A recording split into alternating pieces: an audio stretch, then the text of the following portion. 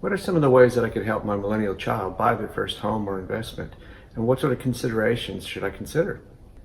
Let's have a look at that right now.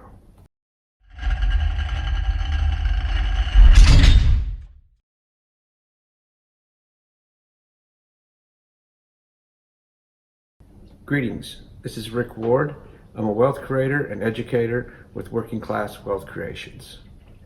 As caring parents, we want to help our children with anything we can. This usually comes in the forms of providing advice, completing tasks for them, or lending them money. Giving our children advice is rarely an issue. Most of us feel that we've turned out all right and we've navigated all of life's pitfalls and learned the lessons, and we want our children to have the benefit of our experience so they can hopefully avoid some of the hardships and maximize the good things in life. So for providing advice, that's usually never an issue. But be careful about unsolicited advice. If your kids aren't open to it or they're not asking for it, providing unsolicited advice can be damaging to the relationship, and it kind of erodes your credibility.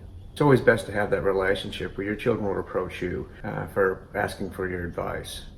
Or you'll find your own way, depending on your relationship with your child, how you can approach that subject and provide that advice without compromising the relationship. Completing a task is usually also not usually a big problem. We get used to chasing after the kids when they're little, and as they grow up, we tend to still chase after them and run errands for them, picking up things. It usually just takes a bit of our time, and we're happy to help. It usually gives us this warm and fuzzy feeling that we're helping our kids.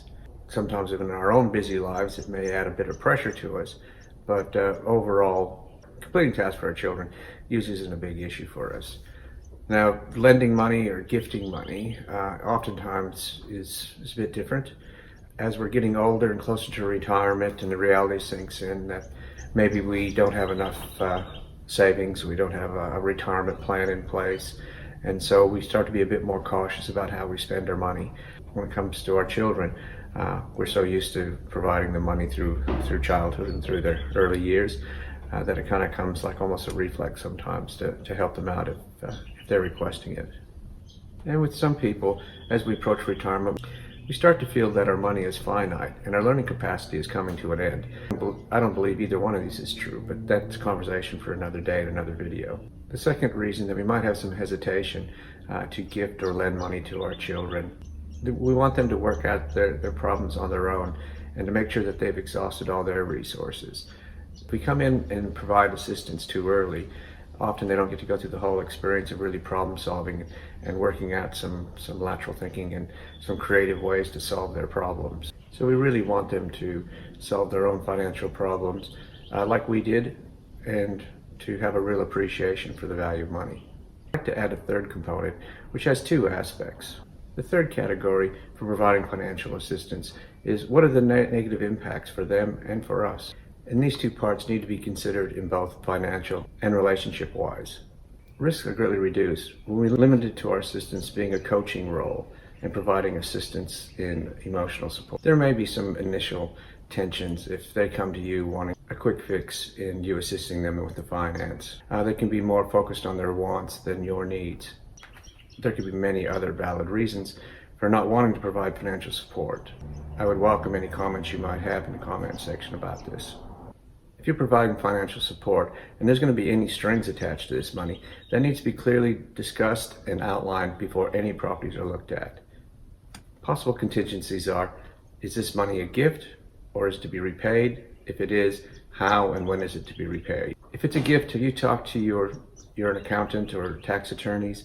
There could be huge ramifications tax-wise for both you and your child. You may be wanting to do the right things and give them a property deposit money, but depending on where you are in your journey through life, the gift could actually be eroded quite significantly by taxes and maybe put in consideration where neither you or your child benefit from this money.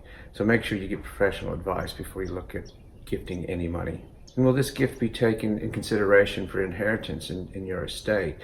This is very important if you have other children. I highly recommend, if you do have other children, that the agreement, whatever you've entered into with this child, is all written out with all the understandings of repayment or gifting and the amounts, all this dated when the transactions happened. And this will all assist in settling your estate later. As far as strings go, what entity will the house be bought in? Will your name be on the title? Will your name be on a mortgage? What's your connection with the property? Now, this is a very individual circumstance between you and your relationship. Again, get some professional advice. If your name's attached to this property, you will have some responsibility for it. So you need to be keenly aware of what you're actually signing up for if you put your name on it. Perhaps you want to buy it jointly. I would recommend for a primary residence for your child that you don't have your name attached to it. If it's an investment property, there's nothing wrong with you going in as a joint venture with your children. I plan to do this, and I think this is a really good activity, going in as a shared partner. But as a primary residence, I would recommend against it. But again, this is individual to you and your child, an agreement of what you're going to do. But there can be ramifications later on. It's best to have a few strings possible to help preserve that relationship. And having all this in a written agreement, I think, is a protection for your child as well. If they feel at some stage that you're meddling and giving advice and it's not your house and you're overstepping things, you'll have some clear agreement up front to help you talk it through. Each of these points will be covered in future videos in more detail. The next video in this series, my criteria in deciding if and how I will assist my children with the next property purchase, whether that's the primary residence or investment property. So I hope you'll join me in that video. If this is the first time to this channel, and this is the sort of content that you're interested in, I'd recommend that you subscribe to this channel and hit that notification bell where you'll be notified every time I release new content, including future episodes in this series of helping your children buy real estate. In these first few videos, we're talking about putting your brain to work as well as your heart when helping your children, things to consider that are going to be a benefit for both you and them, and try to avoid some pitfalls that could affect your relationship and your financial future. As we progress through there, we'll get more into strategies on how you can assist them, and then into the nitty-gritty of actually purchasing properties, contracts, important clauses to put in your contracts to protect yourself and your children. And it's quite likely we'll branch off into investment properties and how to manage those, and joint ventures with you and your kids. There's an unlimited number of videos that we could do around this. The message that I'm trying to get through first is to really talk to some experts, know what you're getting into, and to have some forethought into what the possible incomes are, because this could be the best, most powerful gift that you could ever give to your children, or it could really backfire on you and could be a devastating mistake that hurts both you and your children. So really think about this and not get caught up in the excitement, and you're bound to have a superior outcome. And if you know anyone else that might be interested in this sort of content, I'd ask you to share this video and this channel with them. Share it on your social media, friends, family. I think these are issues that are going to face more and more of us baby boomers as we head towards retirement and our grown children are going through life purchasing properties.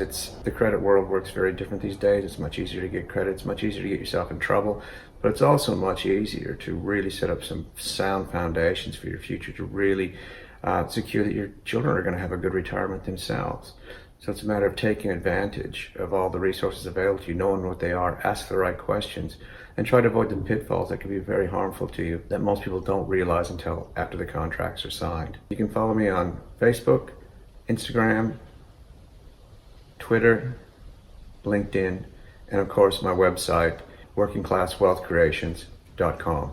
So until next time, this is Rick Ward teaching you how to create, manage, and retain your first generation wealth.